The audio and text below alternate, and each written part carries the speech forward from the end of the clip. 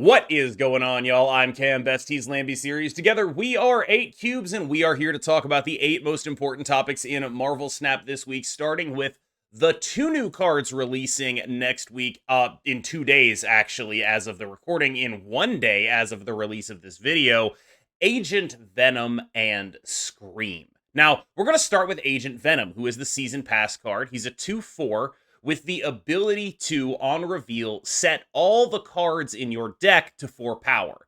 This card, to me, strikes me as a very useful piece, a snap condition in and of himself, and the kind of card that I know a lot of people are going to look at this and be like, oh, it's an Iron Man card. Maybe it is. I'm not sure. What I do know is that at minimum, if you're playing Thena Kitty, you're playing this card. If you're playing Dagger and Madam Web, you're probably playing this card. If you're playing a bounce deck, I think a lot of the time you're playing this card. Anything that is built around low base power, high impact on reveal or scaling cards is going to want this card.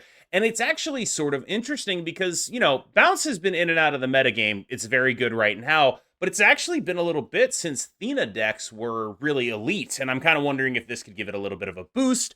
Obviously, it is also good with Iron Man. 4 power Iron Man's nothing to sneeze at. But Yep. at the same time, what really makes Mr. Negative tick is the 0 on that Iron Man, not the 5. So I do think it's still going to be a little bit less relevant in that context. Where are you looking at Agent Venom to be applied? I actually kind of really like this card. Okay, so firstly, baseline stats 2/4, right? Like 2/4 is Yes. just amazing for stat line for sure. But like this feels like better Bast. How we used to run Mm. Bast in like bounds so that like all your one cost cards just like have like 200 to 300% stat increase. This is like the Bast that works with like everything, like in your deck. Like obviously the Iron Man stuff, and then you mentioned Tina Kitty. Like you don't actually have to draw them early like Bast so that you bust your entire hand. This one literally is like busting your entire deck. And so like whenever you draw those cards, it's just like quite a bit of a stat increase, especially for like your lower cost cards, right? Your lower cost cards, you kind of want them to like gain the power boost and turn them all into 4 base power. Like, can you imagine like 4 base power Tina, 4 base power Kitty? What else is there? 4 base power, even 4 base power like Nico Minoru is not a bad thing, right? Like it's a Sage. 1/4.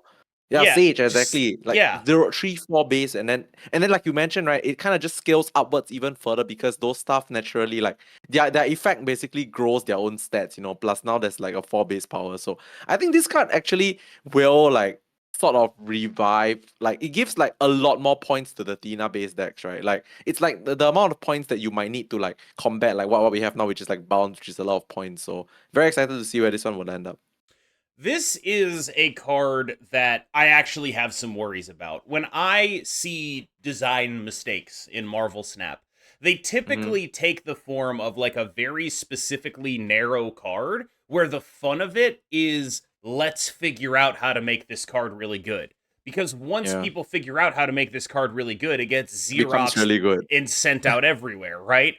And so this card has such a limited pool of cards to work with in an absolute sense. You can't run this card, or you don't want to run this card with anything that it shrinks, right? You aren't running Yeah. this with Copycat. That's just not what this deck wants to be. It doesn't want to be a deck that shrinks Copycat. It wants to be a totally different thing. And that gives you like a fairly limited range of options. And I worry that once the best, like this card might just be so strong that once you find the best 12 out of that range of options, it's just going to be like, oh, okay, that's just going to be better than playing another style of points deck. And while I think that is fine, and it's like maybe it's even good for the game to have that kind of shift in the meta, I'm not really sure. It is something that worries me as, I have varying opinions on the concept of pay to win in Marvel Snap, but this is a card that is explicitly paywalled for at least a month.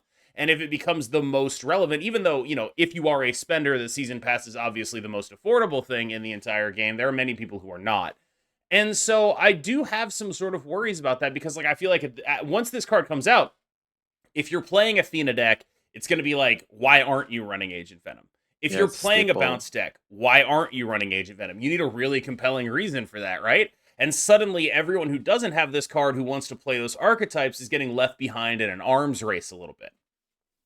Yeah, I want to just add one more thing just to throw out some fun idea here, which is like, So set the power of all cards in your deck to 4, right? Like assuming like people actually bother to play something like Cerebro 4. Now you Yes. can play like your a Shang-Chi in Cerebro 4 and it actually does get the buff from the Cerebro. That's probably the least important thing about this card. But like I would say that like this card in general, you just think of I really keep going back to the whole Bast analogy, right? Like if you Bast a Hood, it's like -3 to 1/3. Now it's like -3 to 1/4. That's kind of crazy, right? And you don't even need the Hood in your hand for that to be relevant at this point in time. You can have it in your deck. And this, like I said, it's a 2/4 at base. Like Yeah. you're not gonna be upset about that. That's actually the thing I like the most about it for Cerebro 4 is that it costs 2 and has the number 4 on it and is not Yes. calling wing. Like I that's mean, what that's that the deck whole really reason why we are needs. even mentioning Cerebro 4, Yes. right? Because it's a cheap 4 power thing. Yes. Moving on to Scream, the card that will be in Spotlight caches in week 1. This is a card that is a 2/2 with the ability to steal 2 power from any of your opponent's cards that move once per turn. Now, to me, I look at this and I'm very excited at base, right? I'm like, okay, this is Craven or Thena for a deck that plays Polaris, for a deck that plays Stegron, right? Mm. Those are cards that have not had a Craven or Thena type build around in forever, right? That there just never has been a real enough move towards wanting a card like that. In addition, this card has some wide metagame utility, especially at the top end of ladder, where Madam Web is an unbelievably good card, as opposed to many other places on ladder. And to be clear, I don't mean like the top 10% of Infinite, I mean like literally in the top 100, everyone will tell you Madam Web is very good. Even in top 10% Infinite, her stats aren't that good, but it's just one of those cards that the better you are at the game, the more you understand your opponent, the better you are going to be able to like utilize the card. And this card takes Madam Web's incredible flexibility and upside and says, actually, that's for me now. I would like that. I get 4 points every time you Mm. try to do anything. And the text box here is a little bit deceptive, right? You look at it and you're like, 2 plus 2, who cares? Steal 2 is really interesting, honestly. Like, that is a Thena level scalar right there. It's effectively getting 4 every time you do anything. What do you think about Scream, Lambie?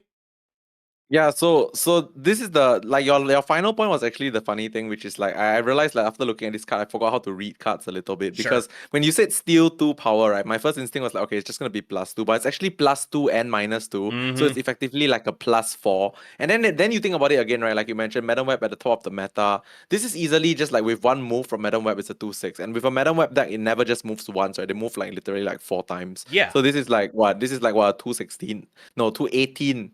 Wait, 4 times. Yeah, 2/18 basically, which is kind of crazy, right? If you think about it. But I feel like this card in general, because it's so low cost as well, it's very easy to slot into, well, pretty much most decks, right? Like you mentioned dedicated Polaris Stegron Yes. stuff, but I don't think you even need a dedicated Polaris Stegron deck. I feel like you can just play this like, this is very like White Widow-ish kind of card, right? Like Mm. you put it in like anything, and it kind of just like does a bit of work simply because like there's so many good cards in the game that just move, and like in White Widow's case, there's so many like cards that just clog yourself, so like this card I feel like will just be relevant as long as like the meta has like cards that move, because the moment something moves even once, it's like a 2/6 of stat line. So like I think this is gonna be relatively more important than I initially thought, because like like you said, the text is very deceptive, right? It's not just like +2, it's actually +2 -2, which is 4 power. Mm-hmm.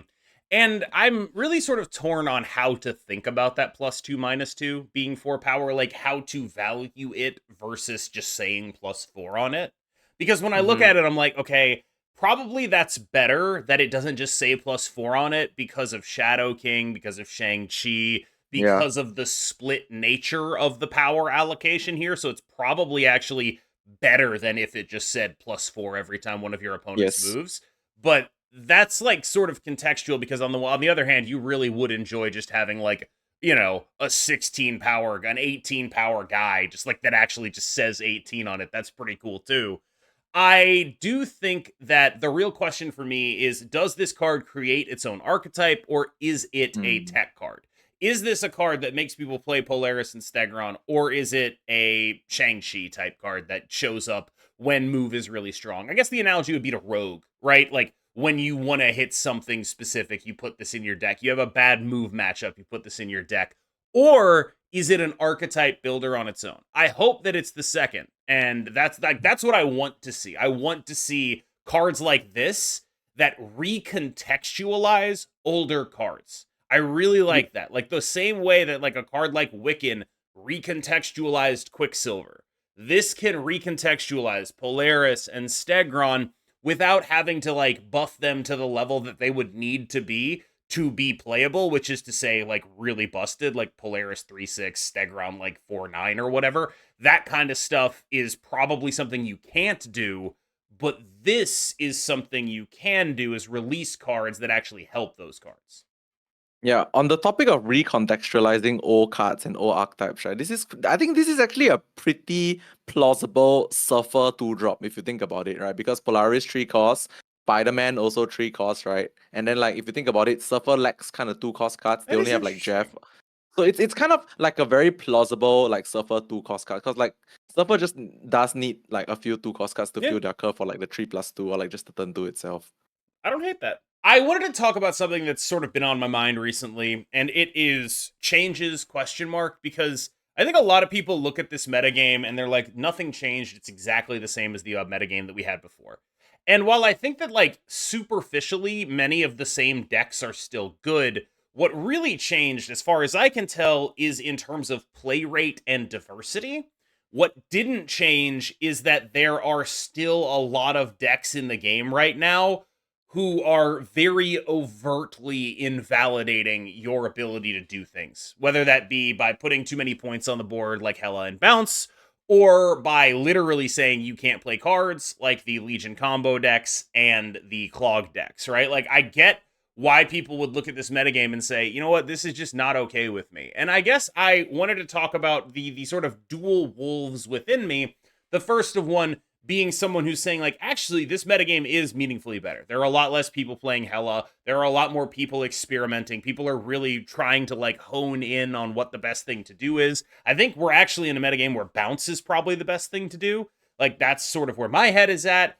And I also think that it's like, maybe we're being a little bit too harsh here. But on the other hand, it's like, when you go out and you list the top decks in the game, a lot of them are only interactive in so much as they stop your opponent from playing the game. And that, I think, is not great. I think that's why like when people talk about how nothing has changed, I think they're talking about like the larger vibe of that Mm. being the same. And I just wanted to get your take on that. Yeah, no, I think that final point was actually super like important to talk about because like definitely when nerfs happen or buffs happen, right, the meta will like change a bit. Like the top decks change a little bit, right? Like Hela gets knocked down a bit, so bounce goes up a little bit, Yep. right? But what you said was actually super important, which was like the vibe, right? Like okay, let's just go back to Professor X Goliath in the past. The Yeah. vibe, like the vibe was to like deterministically win and then snap because you know you won, right? Like the vibe of how you win is the same, you know. Like even though cards change, deck archetypes change, but the style of winning is the same. Whereas the style of winning now is like still a little bit uninteractive, right? Like you just do your own thing, just build up your own board, like build up your own stats, then like play a counter card or just like have too much stats for your opponent to like beat you, you know. So I feel like maybe people are saying like nothing has changed because like they want a new way to win. And the current decks in the meta, like well, they do win. They are a bit different, but they do win in the same way that they used to win, you know. So I don't know what the deck like what deck could come up and then like change this thing like right now, because I feel like it's either you play like points based decks and then all of these points based decks like they don't really interact with your opponent, right? They kind of just do their own thing and then get points on the board. So maybe we need another oppressive Professor X style deck back in the. I mean, like if you get a Professor X style deck, then like obviously the bounce stuff would be a bit harder to play as well, or like maybe a new kind of like Sandman style, like restrict your opponent from doing stuff kind of Like, deck. But like at the end of the day, I feel like it's only gonna make like a certain group of people happy, and then another yeah. group of people not happy again, because like everyone likes a different style of playing, right? Some people just like to play a lot of points. Some people like to stop your opponent from playing the game. Right. You know, so like I don't think you can ever like appease everyone when it comes to like things being like better or different. Sure. So yeah.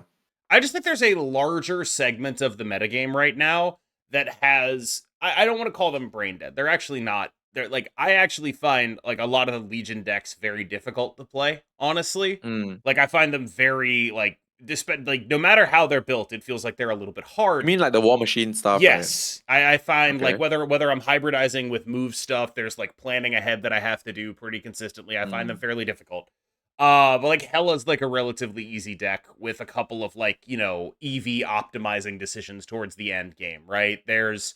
I think what people are mad at more than anything else is a feeling of losing to someone who they can be like, oh my god, it's so brain dead, right? Like, and that when I talk about like the messed up vibes of the game, like I think that on the whole, Arishem was stronger than all of these decks, but Arishem was legitimately also just more fun to play against and with than any of them. Like, people were correctly mad about some of the dynamics of Arishem, and I get that, but you were doing so many different things. And now we're in a metagame where it's like, they played Storm and snapped me. I guess I have to leave. They played Hellcow and snapped me. I guess I have to leave. I played 2 cards and they snapped me. So here comes Titania Green Goblin. I guess I have to leave. And it's like, as a good player, what I can do is say, I identify the reason why you're snapping. I know what's going on. I can handle it, or I can't handle it. I'm making an informed decision. As someone who is not up to date on all the meta, it's probably just a lot harder to make those informed decisions, and you just feel like you're getting bullied or punished all of the time. And I think when we talk about the Yeah. crisis of vibes here, that's what I'm feeling.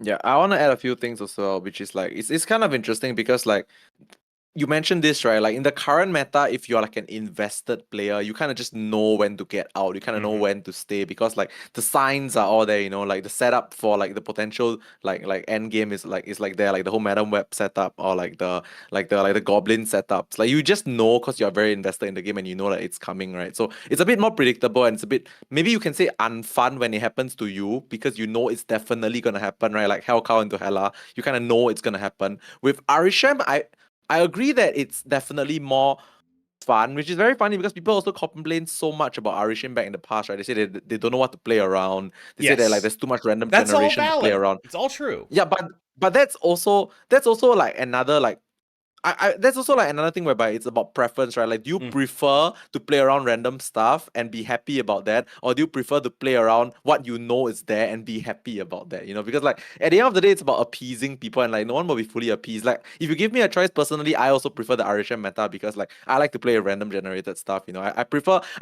less of like a if my opponent has like a hell call, I definitely need to leave. Like it's a bit more Yeah. like boring to me Yep. as well. But some people like that, right? I mean, like it depends on the context of what you want to do. If you're just like a try hard grinder, you kind of really want to like play around stuff that you know is definitely there, and you kind of hate Arishem a bit more because you can't play around anything in Arishem, right? But then if you're like a casual or like you're like a person that just enjoys RNG more, you kind of want to play with all these like random generation stuff. So like at the end of the day, it's really just you cannot appease everybody, which is the sad Sure. truth. But yeah. All of that said, though, I do think there's a higher percentage of just like, oh, this game ends on turn 4 right now in this Right meta than there now, probably yeah. ever has been. And I think that probably sucks. On the topic of things that hopefully won't suck and of games that will end before turn 4, let's talk about High Voltage, the new Yo. mode announced by Second Dinner, which will reward the card Agony. We'll get to that in a little bit. High Voltage is looking like a Deadpool's Diner style event that has different rule sets. And I think this is like normally I'm very down on new game modes, right? Because every time they've done it previously, what they've done is something that messed with the core conceit of what made Snap good. Fast games, fun stuff, right? Like that's what Snap is about. And every time they've done it, they're like with Deadpool's Diner, it's like, oh, you could snap for 10 billion. It's like, well, that's still just Marvel Snap with just more snaps in it. You didn't do anything there. Or Conquest, God forbid, it's just Marvel Snap but longer. Again, the game is named Marvel Snap, not Marvel 20 minutes. And so what I like about High Voltage is when creating the rule set, it feels like they leaned in to what makes Marvel Snap successful. This is a game mode that has a 3-turn game limit. There are only 3 turns in the game. In addition to that, there are also an additional mana mechanic. So each player will get between 2 and 5 energy instead of the 1 energy we normally get. that energy is evenly distributed. So if you get 3 energy on turn 1, they also get 3 energy on turn 1. And it's just a unique deck building challenge. And here's the other thing I think they got right about this one: it's lasting for only a week. It's not Yeah. super long. It's not like a grind, I hope. We'll have to wait and see about like how hard it is to actually get the card, but it's like the games are fast, you are doing fun stuff. I really hope they learn from Deadpool's Diner and the implementation of it, because this actually is the first game mode they've done that I've been legitimately excited about, where I'm like, I actually think this is cool. Deadpool's Diner did not strike my fancy. Faster games, cool as hell to me. Yeah, so I'm just looking at the infographic, the poster that's Yeah. been released, and then like what I feel like. Okay, firstly, I think they can literally just call this high octane. I don't know why they didn't call it high octane, because like at the end of the day, it's supposed to be fast paced, right? Like super fast This is paced. the same I thing. mean, it's kind of the same thing. Yeah, no, I'm just nitpicking right now, but yeah, no, no. And anyway, yeah. So what this game mode like seems to me is just like you say, it leans very like highly into what makes Marvel Snap successful, right? Which is like fast paced games. Like you don't have to waste too much time. Yeah. Just like play all your stuff and go. And this one also lets you do like many. In my opinion, it lets you play more like wombo combo big cards and stuff like that, because like everyone gets more mana, right, every game, so like every turn, so like you tend to be, like have this special deck building challenge where like you need to build specifically for like this game mode, you know, like you can build your deck to like maybe play like more expensive cards and all that kind of thing like that. But yeah, I think this game mode might be more successful than Diner, the Deadpool's Diner, for what it's worth, because like I had like a lot of an experience with Deadpool's Diner, right? Like I did it the slow way, and I did it the like the long way, the fast way as well. And I feel like Deadpool's Diner was like, it was very grindy actually. Yep. If you think about it, like it's actually way more grindy than I think like a random like 1 week game mode should be. Mm-hmm. This one should be like at least I'm assuming high voltage will be faster, and like hopefully everyone gets like the agony card with not too much effort, you know, because I feel like the purpose of this game mode is just to spice up the game, not to make people struggle. So I, I think I have like more hopes that like this wouldn't be like a slog fest or like a very like grindy thing. So let's talk about Agony. It's 1/2 reverse Hulkbuster. That's what it is. That's the card. It's Hmm. 1/2. The next time you play a card here, it merges with this. And this is not Cassandra Nova. Like Cassandra Nova, it feels like was a full-fledged like beast mode awesome Arisham card that, Destroyer. yes, like just a monster of a card, right? And a lot of people were very sad they couldn't get her, but at the same time, a lot of people were very happy to get her. This is a more, I don't even know what I would call it. Like, more. When I had Glenn on, he talked about like the ability for the game to make Iron Elbow, which is just Iron Fist, but it moves the other way. Like the ability, like the ability for the game to make effectively like commons and uncommons and rares instead of all mythic rares in Magic, right? And this feels like one of those. But at the same time, it does feel like, despite the simplicity, this card might actually just be useful, right? We're in a metagame full of Clog. It's very useful to just be like, oh, okay, I'm going to play a card, and then it's going to get those stats, whatever it is. I'm just going to be able to get that, right? Like, this is a 1/2 that effectively doesn't take up a board space. It adds itself to the next thing you play. And I don't know. Like, I do actually think when I look at this, I'm like, that's just better than Hulkbuster in every single way, right? It's just like a better version of a card we already have that actually sees some play. That's just a better version, right? I Mm-hmm. kind of think that this card, not that it's going to see a million amount, like just plays on plays on plays, but this Probably actually not. feels like the Yeah. kind of card that's like, oh, that's a reasonable role player, and I think you're going to be happy to add it to your collection. And I'm kind of wondering if you think that's the right range for a free reward. Because I saw so many people who were just so sad they couldn't get Cass, right? So Yeah. how does that mean that cards should be worse in these modes? Should they be more like role players? What do you think? So my personal opinion, okay, so it really depends what your intention is, right? If you just want to collect new cards, then yeah, it doesn't really matter like what the card is, as long as it's easy enough to get and you can collect the card, then sure, fine. But like from a player, like gameplay player perspective, right? I feel like this card is like, okay, like it's so mid to the point Yes, that like very I mid. wouldn't even feel upset if I never get the card on time. On time, I mean, I want to get it, but like if I don't get it on time, I don't think it's gonna matter because like at least like right now, I can't think of a single deck that like I would really want to play this card in, or like a meta deck that would like really involve this card. This card just feels like a this card exists kind of card, I mean, you which is played it in fine, I guess, Destroy, but. right? Yeah, you can play it in Destroy, and it's also just generically a space saver card, Yeah. right? Like just like you said, it just saves space. But like it's just a random 1/2 that like it doesn't feel like does enough of anything. So I feel like this card, personally, okay, since we're asking about opinions, right? Personally, I feel like it's too unexciting. Sure. Like I guess Cassandra Nova might be a bit too in high demand and like you must get it. Yeah. But like what's the fine line between you must have it and like totally completely not exciting? Like I don't maybe know. maybe there needs to be a fine line between that. Like, here's what I'm wondering, right? Like, Mm. part of the reason I feel like everyone was so incentivized to break the bank on figuring out how to exploit Deadpool's diner was because of how badly everyone felt like they needed Cassandra Nova. And I'm really interested to Correct. know how much of that was dictated by metagame stuff. Like, if there's another exploit, how big of a deal is it for Agony, right? How much of that was Mm. because of power, and how much of it is just because, like, hey, dude, free card, I'm going to take the easiest path I can get to get to. I realize we've gone very long on the first 5 topics, but that was sort of by design because these last 3 are just some quick hitters, 2 on decks, 1 on the anniversary. Now, the first deck I wanted to talk about is Hela, which I think is suffering an absolutely shocking play rate drop. It went from the most played deck all the time, to a deck that is no longer even close to the most played deck, which is insane to me. Like, there are so many people you call destroy bros, and I feel like Yeah, at least half of them should probably be Hella bros right now, right? for Like, sure. this is a super obtainable, totally functional deck that is good at every level of play, that does not require a huge amount of investment, that rewards you for learning deck specific skills, like setting up your final turn in the right way, like snapping aggressively and retreating when you need to retreat, like practicing and figuring out, like, okay, if I play Jubilee here, what does my hand have to look like for the potential for a Lady Sif to come out of that? Like, there's a lot of deck specific skills that you can learn from that. And I feel like people are not playing Hela as much as they should. I realize that sounds insane coming from someone like me who would prefer nobody ever play the card ever, but I am still at heart someone who wants to recommend good decks to the people that watch me. And that deck is good, and people have stopped playing it a Yeah. lot, and I don't really get it.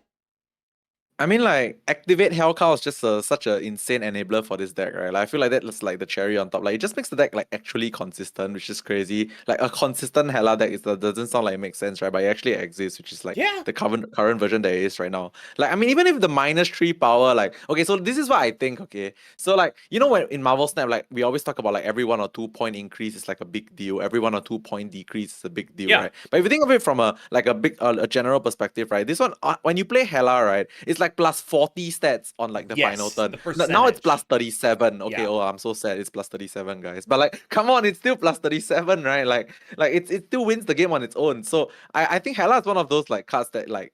When they give it the first like -2 downside from its initial version mhm, without any downside at all, like people thought that it would be dead, but clearly it wasn't. Now it's only like -3, and it's probably not gonna be dead as well. And like you mentioned, I think this style of deck really like teaches a player about how to win in this game, right? Because like you said, there's a setup, there's like playing my key cards in certain spaces, there's a bit of like an exciting element as well as like where my stuff will spawn. I have no idea. It's kind of exciting, but it wins, that kind of thing. So I feel like at least in the current state of the game whereby like bounce is sort of like the best. We'll talk about it later. Bounce is like sort of the best, right? I feel like Hela does compete on points to a certain extent absolutely. with bounce as well. So we both think that Bounce is like probably like, if not the best deck, if it's not the Pirate King, it's Whitebeard I standing mean, I'm before the so throne, biased though. I right? love Like, bounce anyway. but like, yeah, like we both think this deck is very good right now. And I think there's a lot of things that went into that. And the main one is people are playing hella less, but also beyond that, there's just like, you have in your control the ability to remove clog stuff from your board, which is very, Yeah. very powerful. You have the ability to run Shadow King, which is extremely good against the move decks. And if you build for full points, you can even compete with Hela on numbers. And I think those three things are what makes Bounce such an appealing deck right now.